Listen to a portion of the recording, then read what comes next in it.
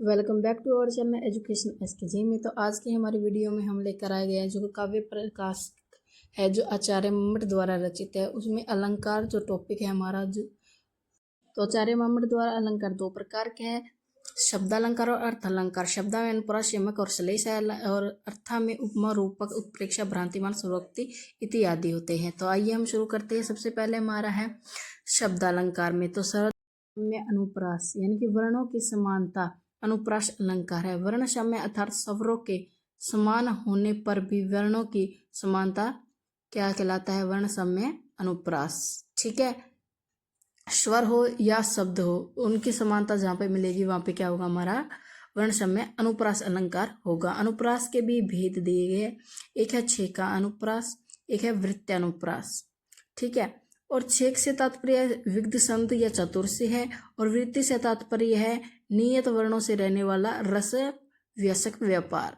ठीक है, तो ये दोनों के इनके भेद हो गए। अनुप्रास अलंकार के हैं छेक और वृत्ता।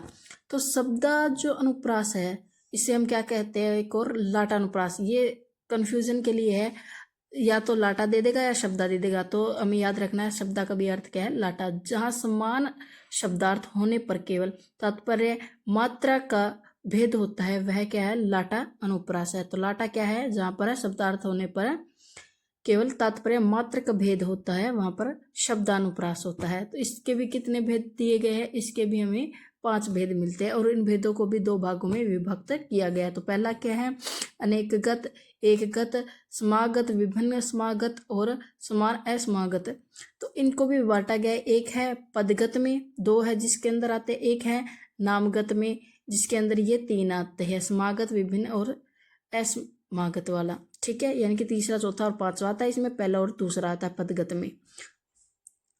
आगे है हमारा जो शब्दानुप्रास अलंकार है लाटा का। इसका लक्षण है शब्दास्तु लाटानुप्रास भेदे तात्पर्य मात्रतः, यानी कि शब्दगतो अनुप्रास और शब्दार्थ भेदे विन्यास भेदे लाटा जन वल्लभ्य लाटानुप्रास एस पदानु इत्यते। आइए हम इसको विस्तार पूर्वक आगे देखते हैं। इसका जो उदाहरण है ततो रूप पदन, ये इसका उदाहरण है। ततो रूप परिपदन मंदिनी कृतवत्पु शशि धत्र काम परीक्षाम कामे गंड पादुकातम पांडुतम। डू है यानी कि डैग ऊ की मात्रा है इधर। ठीक है, तो पांडु यानी कि गंड पांडु, ये जो बार बार आ रहा है ये क्या है? इसका उदाहरण है। आगे इसे संक्षिप्त में अगर पढ़ते हैं अनुप्रास को, तो इसके 2 भेद हैं, वर्णानुप्रास और शब्दानुप्रास। और शब्दा को हम लाटानुप्रास भी कहते हैं, और वर्णानुप्रास के 2 भेद है, छेका और वृत्त्यानुप्रास। शब्दानुप्रास के भी 2 प्रकार है, पदगत और नामगत, और इनमें 2 भेद प्रयुक्त हुए। नामगत के 3 भेद है। तो जैसे हमने इसका संपूर्ण सार पढ़ लिया जो हमने अभी तक यहाँ पर पढ़ा था। आगे चलते हैं यमक अलंकार।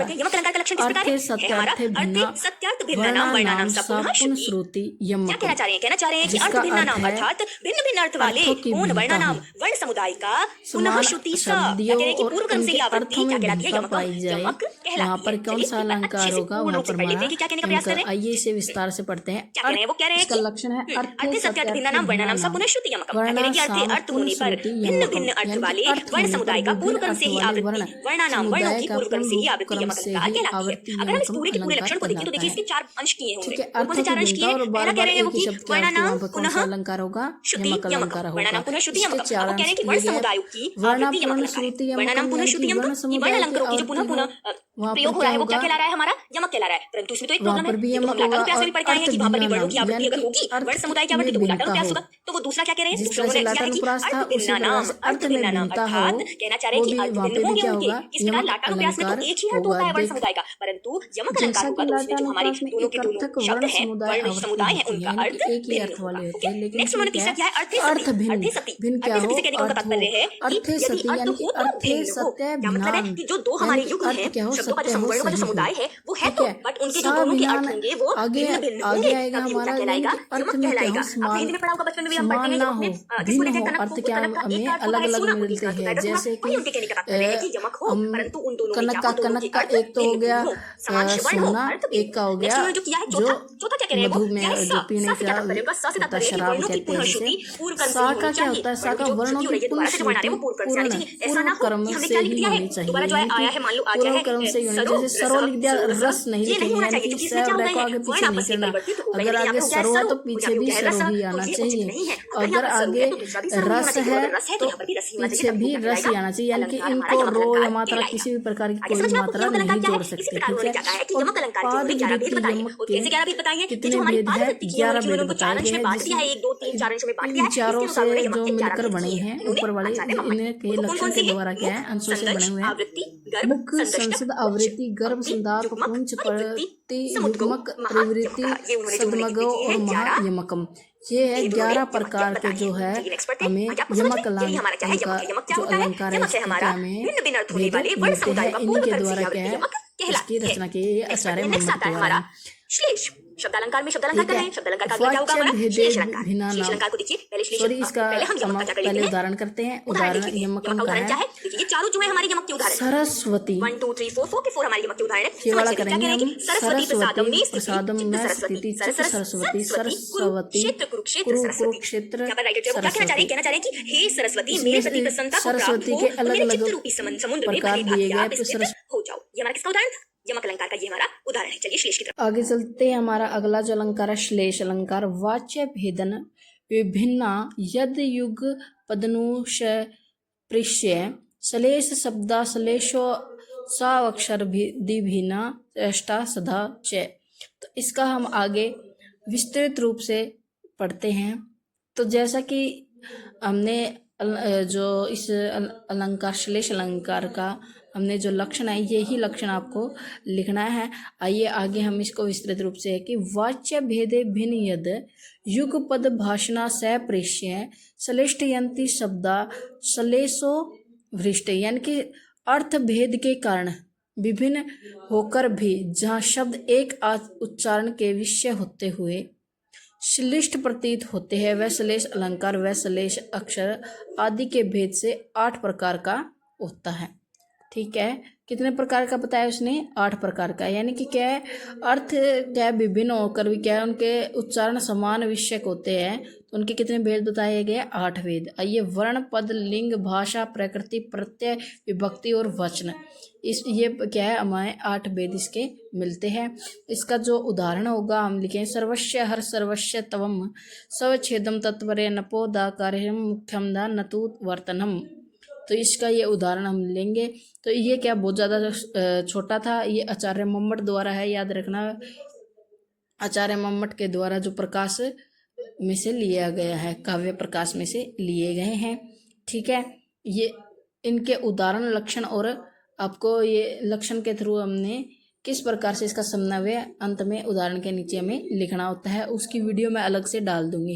अगर वीडियो जल्द से जल्द चाहिए तो आपको कमेंट करना होगा। तो आगे हम चलते हैं हमारे वीडियो में। ये हो गया हमारा यमक अलंकार का उदाहरण। अभी तक हमने पढ़ा है जो अलंकार है उसके 2 भेद थे, शब्दालंकार और अर्थालंकार। जितने भी हमने अभी तक किए हैं वो हमारे शब्दालंकार के उदाहरण थे। आगे हम करेंगे हमारे जो अर्थालंकार है उसमें क्या कौन कौन से जो अलंकार है उनके बारे में हम पढ़ेंगे। तो अभी तक हमने पढ़ लिया है, क्या क्या पढ़ लिया है हमने?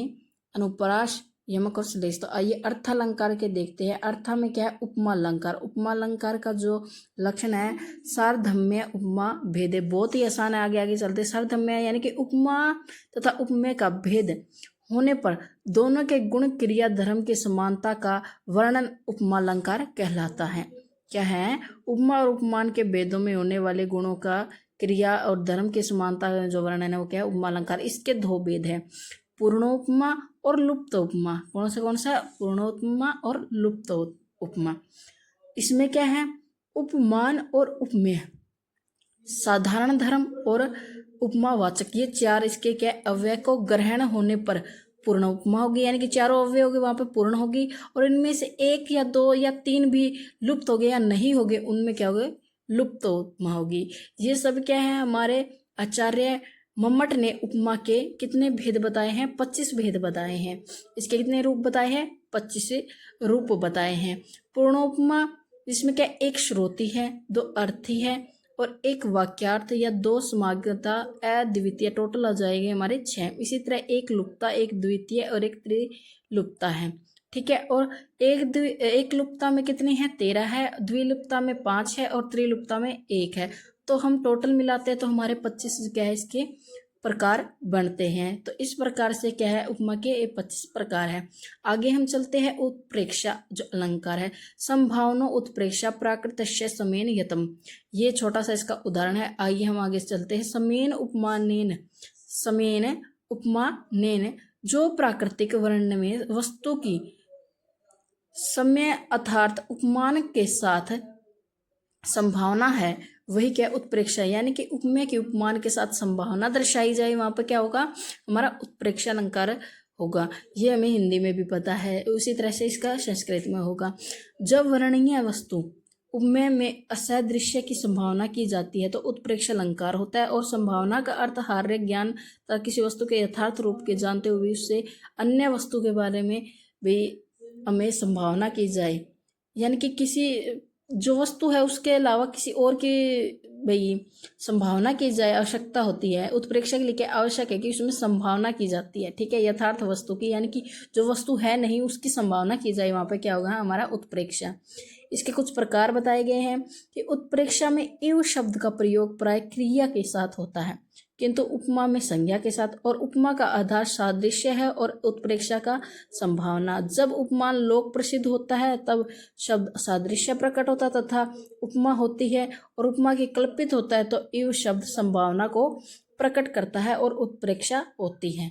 तो वहां पर उत्प्रेक्षा अलंकार। इस प्रकार से उत्प्रेक्षा हमारा कंप्लीट हुआ। अब हम करते हैं सहसंदेह अलंकार। सहसंदेह अस्तु भेदो तदुन्नचय सने, ये इसका क्या है, लक्षण है। इसमें क्या, सहसंदेशो वह अलंकार जहां सादृश्य के कारण, सहसंदेशो भेदे यानी कि जहां पर संदेह हुआ, वह अलंकार है जहां सादृश्य के कारण उपमेय में उपमान के साथ संशयात्मक ज्ञान होता है। क्या, संशय यानी कि कम ज्ञान हो, और वह उपमेय या उपमान के साथ भेद की उक्ति या अनुक्ति के 2 प्रकार होते हैं। क्या है, उसमें भेद के उक्ति और अनुक्ति के क्या है, 2 प्रकार होते हैं। वो कैसा संदेह अलंकार, इसके दोनों भेद इसमें दर्शाए भी गए हैं। भेदोक्ति मैंने ऊपर भी बता दिए थे, और भेद की अनुक्ति, ये दोनों प्रकार ऊपर भी किए हैं हमने। ये इसके 2 प्रकार बताए गए। आगे है हमारा रूपक अलंकार। तदुरूपकम भेदो या उपमायो उपमेयो, ये इसका क्या है, लक्षण है। और इसका अर्थ क्या है, जो उपमान उपमेय का असंभव रूप है, यानी कि आरोपित या कल्पित भेद है, वह रूपक अलंकार कहलाता है। उपमा में उपमान और उपमेय के सार्धय का कथन होता है तथा किंतु रूपक में सार्धम्य का जो सार्धम्य के आधार पर अभेद का आरोप किया जाता है। उपमा में, ठीक है, उपमा उपमान के साथ सार्धय का कथन होता है, किंतु रूपक में सार्धय के साथ अभेद आरोप किया जाता है। ठीक है, और उपमा में प्राय साधारण धर्म तथा उपमावाचक का प्रयोग होता है, किंतु रूपक में नहीं होता। यानी कि रूपक से जुड़े, लेकिन इसका थोड़ा सा है, रूपक से जो उपमा से रूपक क्या थोड़ा सा अलग होता है। ठीक है, यह लेकिन है उसी के समान उपमेय और उपमान का। ठीक है, साधारण धर्म तथा उपमावाचक प्रयोग होता है, किसके अंदर होता है, रूपक में होता है। ठीक है, आगे चलो। जो रूपक है, उपमा में उपमेय की प्रधानता होती है, किंतु रूपक में उपमेय की प्रधानता होती है। ठीक है, इसमें रूपक के क्या है, 3 भेद बताए। सरंग, निरंग, परंपरित। समस्त वस्तु, विषय वस्तु, एक देश वस्तु या शुद्ध माला, और शिलिष्ट क्या है, शिलिष्ट और अशिलिष्ट के भी शुद्ध माला है, शुद्ध और माला, ये क्या, 2 अलग अलग इनके भेद है, शुद्ध और माला, शुद्ध और माला। है अतिशयोक्ति अलंकार, ये हमेशा ध्यान रखिएगा। हम आचार्य मम्मट के अनुसार मींस काव्य प्रकाश है जो उसके अनुसार कर रहे हैं, विश्वनाथ के अनुसार नहीं है, या आचार्य विश्वनाथ के अनुसार नहीं है, किसके अनुसार है, आचार्य मम्मट के अनुसार है। ठीक है, चलिए देखते हैं क्या कह रहे हैं। सबसे पहले लक्षण देखेंगे। लक्षण क्या है, लक्षण है हमारा, यहाँ से देखिए, यहाँ से इसका लक्षण है कि निगीर्य अध्यवासनान्तु प्रकृतस्य प्रणेपयत्, यहाँ तक आगे भी देखिए, आगे भी है, प्रस्तुतस्य यदन्यत्वं यथा उक्तं च कल्पनम, पूर्ण नहीं हुआ है, अभी आगे भी है, कार्य कारणयोश्च पूर्व पर्य विपर्य विज्ञायते अतिशयोक्ति सा, यहाँ तक हमारा पूर्ण इसका लक्षण है। किसका? अतिशयोक्ति अलंकार का। किसके अनुसार? आचार्य मम्मट के अनुसार। अब क्या करें कि जो विश्वनाथ है उन्होंने तो अतिशयोक्ति को 5 भेदों में बांटा है, देखिए, परंतु जो आचार्य मम्मट है उन्होंने इसको 4 में ही उनका समावेश कर दिया है, कि जो उन्होंने 5 में डिस्क्राइब किया है वो उन्होंने यहाँ पर 4 में ही कर दिया। और 4 किस प्रकार है? सबसे पहले जो कह रहे हैं वो कह रहे हैं, सबसे पहले हमने देखा लक्षण, देखिए, निगेरियाद्यवानस अवसनानंतु प्रकृतस्य प्रणीपियत, कह रहे हैं कि जहां पर क्या हो, उपमान के द्वारा अपने भीतर निकल लिया जाए, स्वरूप से अनुपस्थित जो उपमेय है उसको तदात्म में निश्चित करना, अर्थात जहां पर निगेर्य अर्थात उपमान के द्वारा अपने भीतर निगल लिए गए उपमेय का जो तदात्म में निश्चित करना है। ये पहला, ये क्या है? पहला भेद है। किसका? अतिशयोक्ति का। दूसरा बताया उन्होंने प्रस्तुतस्य यद्यन्यत्वम, क्या कह रहे हैं कि जो प्रस्तुत किया गया है, वर्णनीय वस्तु है जो, उसका किसी अन्य वस्तु के साथ, अन्य वस्तु में रूप वर्णित किया जाए, तो ये हमारा क्या हुआ? दूसरा हुआ यहाँ तक। तीसरा देखिए, तीसरा क्या है? यदि उक्तौ च कल्पनम, अर्थात जो उक्त किया गया है, जिसकी उक्ति की गई है, उसकी क्या है? किसी और में कल्पना की जाए। देखिए तृतीय किस प्रकार बताया उन्होंने? तृतीय वह है जहां उक्ति ने यथार्थ तथा चेत शब्द के द्वारा असंभव कार्य की कल्पना की जाए। कल्पना पढ़ा है ना हमने ऊपर, वही कह रहे हैं कि जब कल्पना की जाए तो वो क्या होता है? हमारा तीसरा भेद है। किसका? अतिशयोक्ति का। आगे उन्होंने बताया कि कार्य कारणेश पूर्व, ये उन्होंने चौथा भेद बताया है। चौथा भेद किस प्रकार है? कि चौथा भेद वह है जहां कारण में शीघ्र कार्य करने की शक्ति बताने के लिए कार्य के पूर्व होने का कथन किया जाता है, तो वो हमारा क्या होता है? इस प्रकार से ये हमारे अतिशयोक्ति के 4 भेद हो जाते हैं। ये भी इंपॉर्टेंट है। अतिशयोक्ति के कितने भेद आचार्य मम्मट के अनुसार? 4 हैं, और विश्वनाथ के अनुसार 5 हैं, और ये हमारा उसका पूरा अतिशयोक्ति का लक्षण हो गया है। ठीक है, आगे देखते हैं, नेक्स्ट करते हैं। नेक्स्ट आता है हमारा विरोधाभास या फिर विरोध। विरोध कहें, विरोधाभास कहें, आपको कहीं पर मिल सकता है प्रतियोगी परीक्षाओं में कि आपको विरोध का करना है। अब आप सोचे विरोधाभास तो पढ़ा है, विरोध तो नहीं पता क्या होता है, तो विरोध और विरोधाभास एक ही है। ठीक है, देखते हैं क्या कह रहे हैं। विरोध है स अविरोधो अपि विरुद्धत्वेन यद्, इतना सा हमारा इसका लक्षण है। और क्या कह रहे हैं कि जहां पर विरोध ना होने पर, अविरोधो अपि, विरोध ना होने पर भी विरुद्धत्वेन यद्, दो वस्तुओं का विरोध के समान वर्णन किया जाए। किसके समान? विरुद्धत्वेन अर्थात विरोध के समान वर्णन किया जाए, वह विरोध अलंकार है। सिंपल सा क्या है? जहां विरोध ना होने पर भी दो वस्तुओं का विरोध के समान वर्णन किया जाए, वह विरोध अलंकार है। और आचार्य मम्मट और किन्होंने? आचार्य विश्वनाथ, दोनों ने ही इसके कितने भेद बताए हैं? 10 प्रकार बताए हैं, या 10 भेद बताए हैं। क्या बता रहे हैं? कि जाति का जाति के साथ विरोध, कोई जाति बता रहे हैं उसका जाति के साथ विरोध, जाति का गुण के साथ विरोध, जाति का क्रिया के साथ विरोध, जाति का द्रव्य के साथ विरोध। अब ऐसे ही वो गुण का करेंगे, गुण का गुण के साथ विरोध, गुण का क्रिया के साथ विरोध, गुण का द्रव्य के साथ विरोध। अब आई क्रिया, क्रिया का करेंगे, क्रिया का क्रिया के साथ विरोध, क्रिया का द्रव्य के साथ विरोध, और द्रव्य के किसका? द्रव्य का द्रव्य के साथ विरोध। इस प्रकार से हमारा क्या है? ये 10 भेद हैं। ठीक है, किसके? विरोधाभास के। नेक्स्ट देखते हैं। नेक्स्ट आता है हमारा अलंकार स्वभावोक्ति अलंकार। स्वभावोक्ति अलंकार का लक्षण क्या है? स्वभावोक्ति अलंकार का लक्षण है स्वभावोक्तिस्तु डिम्बादे सुक्रिया रूप वर्णनम। बस इतना सा हमारा आचार्य मम्मट के अनुसार लक्षण है। क्या कह रहे हैं? डिम्बादे, जहां बालक आदि पदार्थों की स्व आश्रित अर्थात अपने आप स्वरूप वर्णनम अर्थात स्वक्रिया रूप वर्णनम, किसकी? स्व आश्रित क्रिया तथा रूप आदि का वर्णन किया जाता है, वह स्वभावोक्ति अलंकार होता है। छोटी सा इसका लक्षण है, छोटा सा लक्षण है। क्या कह रहे हैं? कि किसी वस्तु के असाधारण धर्म का वर्णन ही स्वभावोक्ति अलंकार है। अगर कहीं आपको हिंदी में पूछा जाए तो आप ढूंढेंगे कि बालक आदि के वर्णन तो इन्होंने कहीं नहीं दे रखा है, डायरेक्ट आपको कह सकते हैं कि किसी वस्तु के असाधारण धर्म का वर्णन कौन सा अलंकार है? स्वभावोक्ति अलंकार है। ठीक है, आगे समझ में। चलिए नेक्स्ट पढ़ते हैं। नेक्स्ट है हमारा परिसंख्या अलंकार। परिसंख्या अलंकार को क्या कहने की? परिसंख्या अलंकार किस प्रकार है? क्या अलंकार पढ़ते हैं? परिसंख्या अलंकार का लक्षण क्या? लक्षण है किंचित पृष्ठम अपृष्ठम व कथितम यत् प्रकल्पते तावगन्य व्यपहाय परिसंख्यतु सा स्मृतः। क्या कह रहे हैं? ये हमारा हो गया लक्षण। अब लक्षण को परिभाषित करते हैं किस प्रकार है। क्या कह रहे हैं? कि कहीं किंचित, कहीं पर पृष्ठम पूछी गई, व अथवा अपृष्ठम ना पूछी गई, कहीं पर पूछी गई, जहां पर पूछी गई अथवा ना पूछी गई, कथितम यत् प्रकल्पते, वस्तु कहीं जाकर अपने जैसी, कैसी? यत् प्रकल्पते तावगन्य, अपने जैसी किसी अन्य वस्तु के व्यवच्छेद में, व्यवच्छेद मींस निराकरण में पर्यवसित हो जाती है, वह क्या कहलाता है? परिसंख्यतु सा स्मृतः, अर्थात वह परिसंख्या अलंकार है। फिर देखिए, जहां पर पूछी गई अथवा ना पूछी गई वस्तु कहीं जाकर, अर्थात कह दिया है हमने उसको, कहीं जाकर अपने जैसी किसी अन्य वस्तु के व्यवच्छेद में पर्यवसित हो जाती है, परिसंख्या अलंकार कहलाता है। अब क्या कह रहे हैं? ये जो परि है, परि का अर्थ है हमारा वर्जन अर्थात निषेध। ओके, संख्या का अर्थ है हमारा बुद्धि। तो क्या कह रहे हैं? अतएव वर्जन बुद्धि ही परिसंख्य है। समझ रहे हैं आप? वर्जन बुद्धि ही हमारी परिसंख्या। परिसंख्या के कितने भेद बताए हैं आचार्य मम्मट के अनुसार? 4 भेद हैं। प्रश्न पूर्विका, प्रत्यमान व्यच्छेद। प्रश्न पूर्विका, देखिए ध्यान से देखिएगा, इसके थोड़े से एक जैसे हैं लेकिन फिर भी कंफ्यूजन है। कैसे? प्रश्न पूर्विका प्रत्यमान व्यवच्छेद, प्रश्न पूर्विका वाच्य विच्छेद, अप्रश्न पूर्विका प्रत्यमान व्यच्छेद और अप्रश्न पूर्विका वाच्य विच्छेद।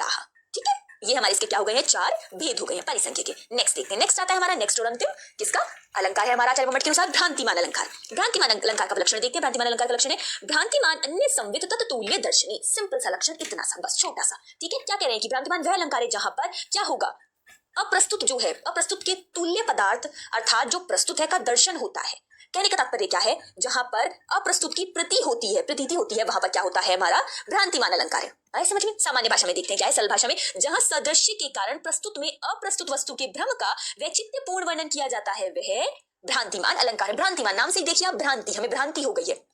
क्या है वो वस्तु अप्रस्तुत है परंतु हम उसमें क्या कर रहे हैं, वैचित्यमान वर्णन कर रहे हैं। तो क्या हो रहा है, ये हमारा भ्रांतिमान अलंकार है, जहां सादृश्य के कारण प्रस्तुत में अप्रस्तुत वस्तु के भ्रम का वर्णन किया जाता है। वस्तु प्रस्तुत है परंतु हम उसमें किसी और का वर्णन कर रहे हैं। दिख रहा है, सांप रस्सी में सांप का, वही प्रस्तुत में अप्रस्तुत का वर्णन कर रहे हैं।